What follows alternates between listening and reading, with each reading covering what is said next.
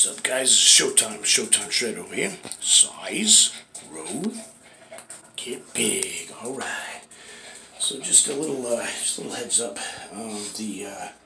There's a condition, right? It's called reverse anorexia, bigorexia. So personally, my own little viewpoint of this, right? Because I freaking heard about this since the fucking 90s, okay? I think a lot of it's horseshit. I do believe it exists, okay? I mean, if people are good at the point where they're, hurting themselves, committing suicidal, this and everything, because they feel like they're small. Yeah, that's a problem. That's probably bigorexia, okay? But a lot of times these diagnoses, I'll give you an example, okay? So I started out, like a lot of the people who have this condition, right? Because I was 108 pounds and I was picked on and stuff. Most kids are picked on anyways to a certain degree, okay? Unless the bullying's really, really bad, like 13 Reasons and stuff. You just kind of get through it. I didn't get bullied bad, right? Very, very little bit. Most of it was here, not a whole lot of physical stuff, or threats or whatever, or picked on, but not like actually, freaking, some of these poor bastards can get freaking head smashed up against the window, sodomized with a broom handle, things like that. Nothing like that, guys. So, I was blessed there. But of course, my dad was a pretty big guy, and he would have, something to that extreme. They'd have been probably scared to pull any crap like that. But, by the time I got into high school and stuff, even being really tiny and scrawny and everything, a lot of the kids were very nice to me and stuff. I was actually kind of popular by my senior year. I was super nerd all through 7th, 8th, 9th and stuff, right? Asked a bunch of girls out. 7th grade dance, I asked out 8 to 10 girls. They all said no. Same thing with, I averaged about 8 to 10 girls per year that I would ask out to the dance, right? And they always said no. And finally, my senior year, my buddy Danny Mills talked me into it. And finally, by girl number 9, she said yes. And then, fucking by the end of the fucking year, I was senior prince. Where the fuck did that come from, right? I've done a couple of months of Arnold Schwarzenegger's bodybuilding routine, and then I had done my dad's power lift, even though it didn't look like it all through high school, right? I did my dad's powerlifting, bigger, faster, stronger program, fresh sophomore, junior, senior year. So when I started adding bodybuilding to the power movements, that's kind of how I found out how to do the whole thing. So I didn't look fat like a power lifter or scrawny like a fitness guy that wanted to be a bodybuilder but didn't go heavy enough. So I kind of started to get the hang of it a little bit starting in my senior year, but where I really learned was from Bad Matheson, who had a system very similar to, I did a spin off of his and my own, and my dad's, comboed those three, and even took up the bodybuilding that I learned from T-Bone and Steve, where they went really heavy, but sets of 15, but I condensed that down, to those smaller reps, not the longer reps like they did, because for me to do those kind of reps for that kind of weight at that time, I wasn't ready. So I did that, a type of a power bodybuilding system. Finally came up with a good name for it, and it was a couple years ago, but because I didn't even hear who Michael Hearn was until 2013 when Ben showed me a video. Well, shit, we've been doing a really, really similar system since the 90s, right? That I learned from Ben, and I comboed that with what I learned from T-Bone and Steve, and Ben, T-Bone, Steve, and incorporated with my dad, right? Getting those core movements in is where you get your size. So, even though, to this day, I never did get big, right?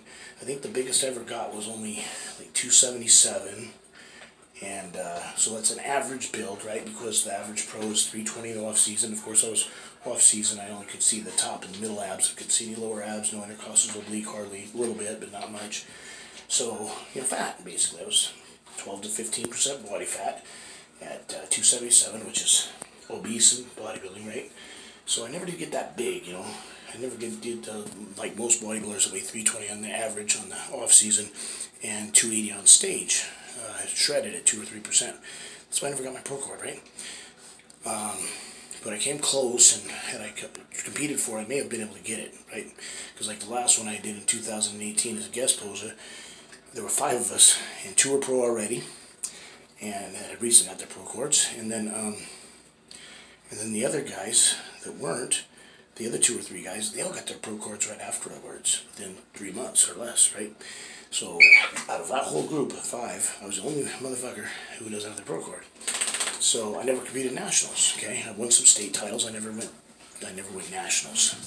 So, but it was an illusion. I was never big. I was always the smallest guy on stage, but I had the lines, and I had the.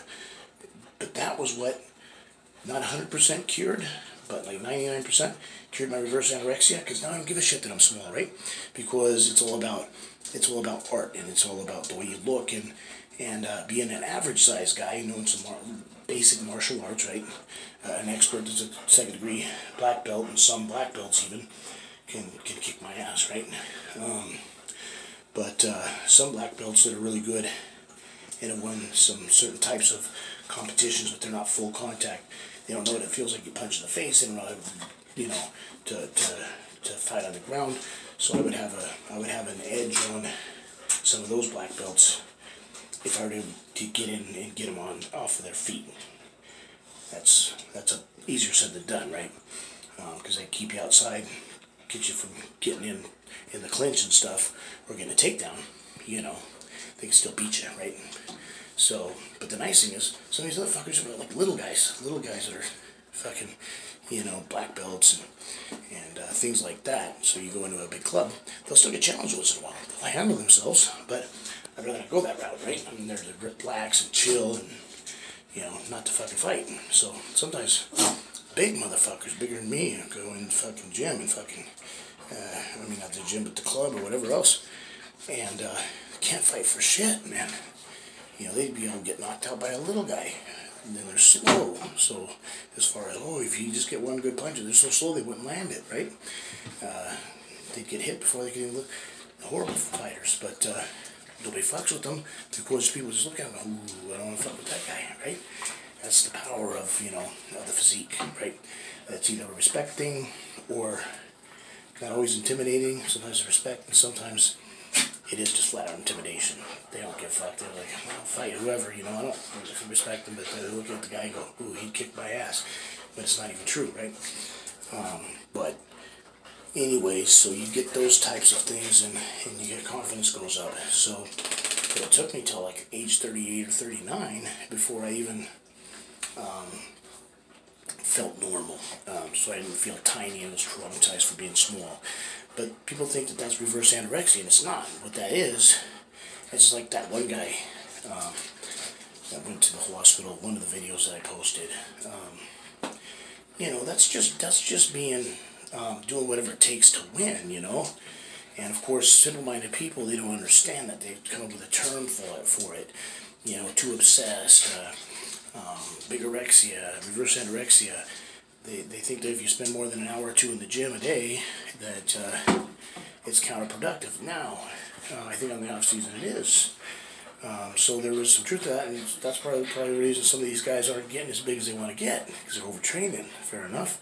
So that's part of the problem. Yeah, you're in the gym 6 times a day. The reason that this one kid that was 18 hit a plateau is because he's doing 6 hours a day. But what's saving his bacon, he's feeling small, but he's much bigger at 18 than I was. He's eating 5,000 calories a day, right? And he's training heavy. The combo of those two things are keeping him so he's not tiny. But I guarantee if I trained that motherfucker for 1 week, he'd get bigger. Because I would cut his gym time down, and I would keep him heavy, and I would bump that 5,000 calories a day he's doing, I would fucking double that. Because he's completely chiseled. He says he's 12%. He looks 6 to 8. I mean, he's got abs. He's got waist that tiny. I don't know where he's getting his testing done. It's flawed. Okay, it's flawed. He ain't 12%. Yeah, he's just over. If he sticks with it, he will definitely be probably bigger than I ever was, because he's overtrained and he's undernourished. 5,000 calories a day is good, but if he bumped it to 7,000 to 10,000 calories a day, he'd get bigger. If he cut down his bodybuilding time from 6 hours a day in the gym, like he's training for a fucking show, and I did the same thing as 18 and 19 and 20.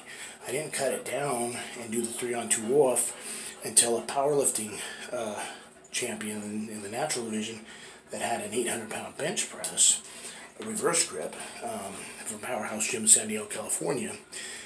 That guy, big Samoan guy, he's the one that fucking taught me that I was overtraining. So he cut my workouts down from 4 to 5 hours a day, 6 to 7 days a week, Arnold Schwarzenegger competition style, okay, to, and I was cutting in my sleep, we didn't get much sleep in the military anyways, to an hour to 2 hours a day, and I still pushed that 2-3, I still overtrained, but 3 days on, 2 days off. Bumped up, I went up to 205 almost overnight in body weight, okay? So there's a big difference in the science behind everything, you're taking a rest, so the overtraining, he gets rid of that. He gets doubles his calorie, rests more. He's gonna be a freak, like a freak. Because like I said, his waist is like that, and he's got chiseled abs, and his symmetry and shape is right there. Everything's spot on. He just needs exercise, and he will get that with time. And kid's natural and everything. He could rock that natural stage, right, in his teens and 20s, big time. He gets the right coach. Anyhow, that's pretty much it. I think that if you were, you know, and they're saying, oh, if you do your social things, there's one guy with 20-inch arms, I don't get it. All his medals were pre-prepped and I get it, but he wasn't super tight, so I can't go out with my friends. I have to be, no, you can go out to your friends with the restaurant, you know, and eat, you know, there's no problem with that. Just make sure it fits your, what types of foods you're eating, you know. You're obviously not eating clean enough as it is because you're smooth, but his waist so small and his arms are 20 inches, but fuck, go eat. If you're eating clean, just go out and get, you know, I don't know what kind of meal plan he was on, high fat or low fat, low carbs or high carbs, but you can find that in the restaurant. And he wasn't tight enough to worry about, oh, you know, if he's just gonna be soaked in butter, or, you know, what kind of grease do they use, or freaking oil do they use for cooking and stuff. Not to worry about that, you know. So that's where he could have done something a little different. But as far as, you know, not having a big time social life and shit, well, fuck no, it's gonna fucking screw you. You can't be fucking, you have a little bit of fun here and there, but you can't be fucking going out all the time and having a bunch of friends and playing around, slap-dicking around, right? That's just silly. And spending half your paycheck on suppies, natural suppies, it's just probably too much. You can get away with a good multivite, some vitamin D, and some pre-workout, some protein powder for when you don't have time to eat, which is for shakes and stuff, which is a great idea, because that's not wasting money, because you're going to need food anyways, right? And that's a food. Maybe some creatine. Creatine is dirt cheap nowadays. It's been around for at least 25 years, right? And you're pretty much good to go. You don't need a whole bunch of shit. You don't need to spend a fortune on stuff. And if he was able to afford it anyways, I don't know that he can do his finances, then who cares if you're spending half your paycheck? I couldn't spend half my paycheck on fucking subs, or I would be in the street, so would my family. That's not fair. So I have to be very, very economically sound when I do these kinds of things. A business expense, nonetheless, but you know, you gotta be sensible, right? Especially if you've got a family. But if you can spend half your paycheck on subs and you need them, you know, don't throw your money in a rat hole either. You know, but then go for it. I mean, people spend their whole paycheck on stupid shit sometimes. As long as you're still making your bills, you know, spend your money on whatever the fuck you want. But that's again where I want to re-emphasize is, you know, don't buy a bunch of bullshit. It's just very, very, very silly. I don't get it. Why buy a bunch of stuff you don't need, right? That can just go towards more food, right? Towards stuff you really need. Again, protein powder or meal replacement drink, depending on what your diet allows you to do, what your coach allows you to do, whatever, what type of a diet, obviously. Because some diets you can eat carbs, others you can't. So obviously, meal replacement drink, if you can't have any carbs, out the window. You can't have it anyways. So you don't spend money on it, right? If you can't have carbs, it's great. Sometimes you get in a bind, right? You can't fucking get to food. You have a prep.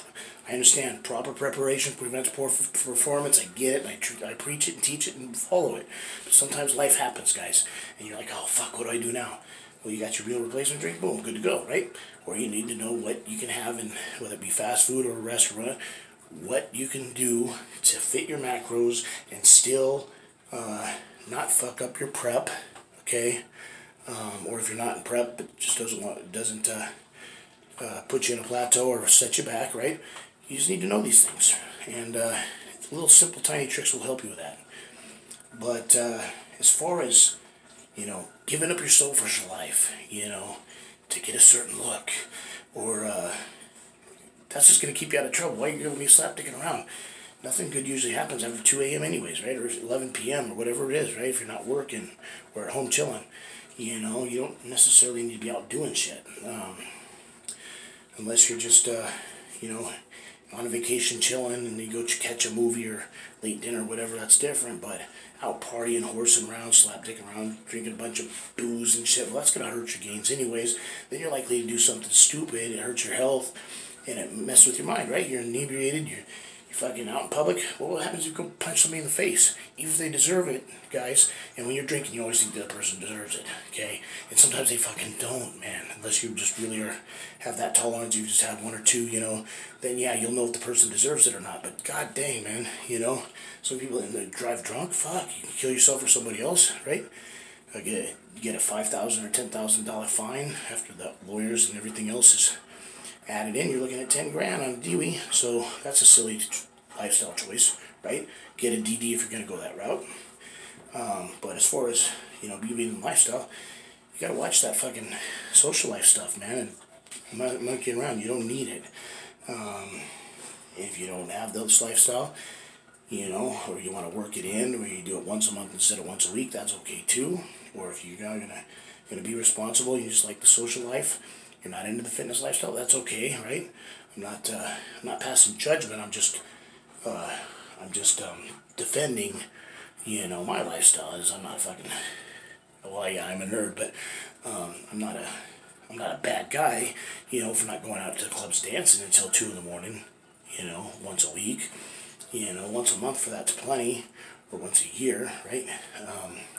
And my idea of going out and having a good time is, if I am gonna splurge and have a drink or two, right, is in front of the TV watching a good Arnold Schwarzenegger movie, right, or an action hero movie, or going out to like a mellow ass bar like the Tin Hat or some shit like that. But it's not very many people, you know, kind of a hole in the wall little bar, and just sitting by myself, you know, chilling, or with a friend or two friends, or a small table of people, you know. I don't need all this, you know, thousands of people like in a club. You can't fucking move like you're fucking like this, you know. I ain't a single guy, and I'm not fucking looking for pussy no more, right? I'm over that, you know. I'm an old fucking man. I don't need that shit no more, right? Just need to eat, sleep, train, and I don't need any of that other distracting types of things. And too much cardio is bad for growth anyways. I always like to put it on the day planner. Again, that's going to be a sign of bigorexia, body distortion, bullshit. It's not true. If you put it in the day planner where you count sex as cardio, well, it is cardio. You're burning calories, right? And there's ways around that too, you know. If you're trying to conserve calories, you're trying to get in 10,000 calories a day, you know, you tell your partner to hop up on twop, you know, have them do all the work, right? And then she burns calories too, so it's a win-win, right? Because most women are trying to lose weight, so you both win that way.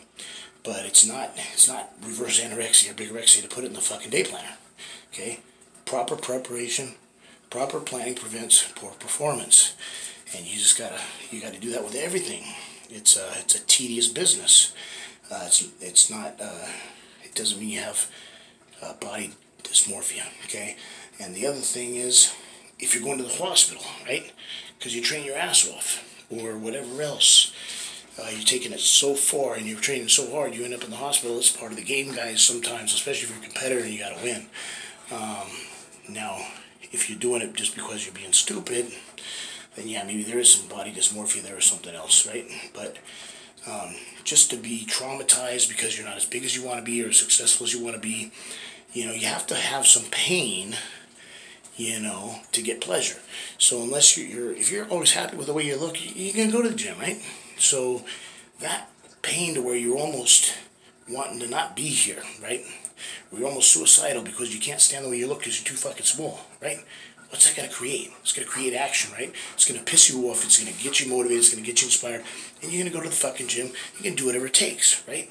That's not a bad thing. That's not a problem. That's not a medical condition. That's just not being lazy, right? It's not being obsessed either. That's being motivated, right? In this day and age, nobody wants to work hard anymore. They want the magic pill, you know. They want the drug prescription before they even get the gym membership. It doesn't work that way, guys. The weights are not going to lift themselves. I don't care what you're on. I don't care what program you got.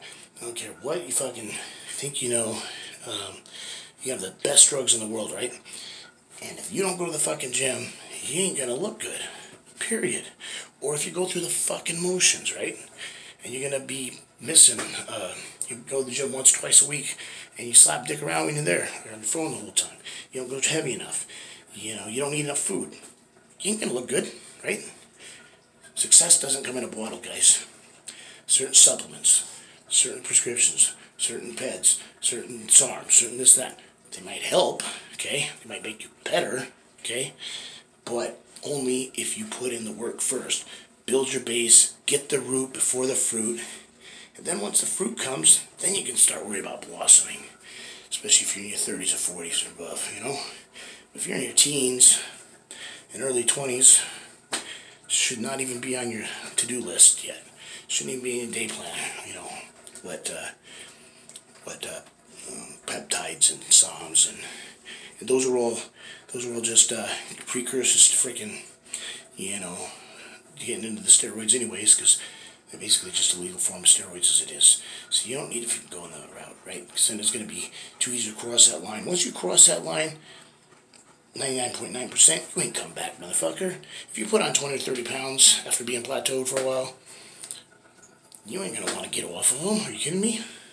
Why would you want to do that? You're always in competition with yourself. If you go from a 400 bench to a 600 bench, or 500 bench, or even a 450 bench, okay? Some people don't even get that much strength off of them, okay? Some people, it almost doubles, okay? It depends on the person, okay? But, say you get the minimum, say you get 50 pounds. So you go from a 400-pound bench to a 450. You go from a 600-pound deadlift to a 650, okay? Let's just throw out some random average numbers that most people who train pretty hard, most people have those numbers, you know, 400 or above on the bench, 600 above on the squat, which I was not in that club, or 600 above. I can do 500 above on the squat, right? I'm between 5 and 6, but not over. You know, 700 above on the deadlift. Well, average is more like 600. Most people do about 600-pound deadlift in the gym. That's average. I'm talking about people that are serious. I'm not talking about people that go in there for health and fitness, okay? I'm talking about people who compete in bodybuilding or physique or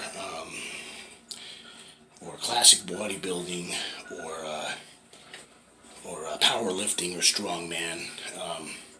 The average weaker guys do about 400-pound bench, about a 600-pound squat, and about a 600-pound deadlift. Those are the bottom numbers, and they go up from there. And yeah, there's people that compete that do less than that, but I'm just talking about the average competitor, right? Now, back in the day, you pull 600 above, as a bodybuilder, you're pretty fucking strong. Now all the bodybuilders are doing it. God damn, man, I used to be my dad and I used to be the freak of the night when we used to come in and do between 600 and 680 pounds on the deadlift. It was like we were like the fucking, you know, we were like the shit at that show, you know. And nowadays, fuck, the bar starts at 600, and then it's 800, still going, 900. Are you kidding me? Not over 1,000 pounds, you know. Back in the day, the only person I knew was doing over 1,000 pounds was Kennelly, you know, my buddy, but he fucking did that on bench, which is fucking even more impressive, right? It's fucking, you know, like Ed Cohen doing over 1,000-pound squat back in the day, and, you know, all these athletes that do over 1,000 pounds on the fucking deadlift or squat, you go, God dang, that's fucking freaky. How can somebody do that? So for somebody to do that on the fucking bench press, you know, somebody go, oh, you got a shirt. Great. What size shirt are you, motherfucker? Let's get you into that bench. Let's see you do it. There's like 4 people in the world that can go over 1,000 pounds, okay? So, nah. All right. Well, I got to go train some clients. So, I will talk to you guys later. This has been Showtime with Showtime Shred Fitness over here. Size, growth, get big. In summary, just sort of, I'm kind of all over the place. Diagnosis, if you guys are kind of, do I have reverse anorexia or do I not? Okay, don't listen to doctors on this. Listen to Showtime, okay? If you are not harming yourself, if you're not suicidal, or having thoughts of suicide, then you probably don't have reverse anorexia. If you're traumatized and a little depressed, or really pissed off and fired up to get bigger because you think you're small, then that's a good thing, okay? So you're right on track. If you're willing to do whatever it takes to get big, then you got the right mindset. That's not reverse anorexia, guys, okay? Now, if you're going to the extreme where you're overtraining and you're hurting yourself, that's stupid, okay? So that probably is a problem. That probably is bigorexia. And of course, again, if you're suicidal, get help. But other than that, you know, like I know I'm small, you know, or at least average, so I ain't tripping, you know, because I'm winning shows now. So that's another way to get over it. You know, just go get successful at something, get good at something, right? Where your size doesn't matter so much, and then you don't give a fuck, right? If you can defend yourself in a fight, and you never want to fight anybody anyways, unless they have it coming. Because they hurt somebody really, really bad that didn't deserve it, or because, you know, you have to defend yourself. Those are the only 2 times to fight, guys. And that, do everything to avoid it, diffuse, walk away. Violence is not the answer, right? Unless you just got to get somebody completely out of here, you know, because they're hurting people, then yeah, then violence is appropriate, right? Because the end justifies the means. And, you know, 1 person disappearing versus, you know, 2 to 100 victims, right? Which the ripple effect, because the families feel that too, fair enough. So yeah, then it's okay to do violence, but that's the only time, guys. That and self-defense. So, alright guys, that's it from me for today. It's been Showtime Shred Fitness over here. Size, growth, get big, alright.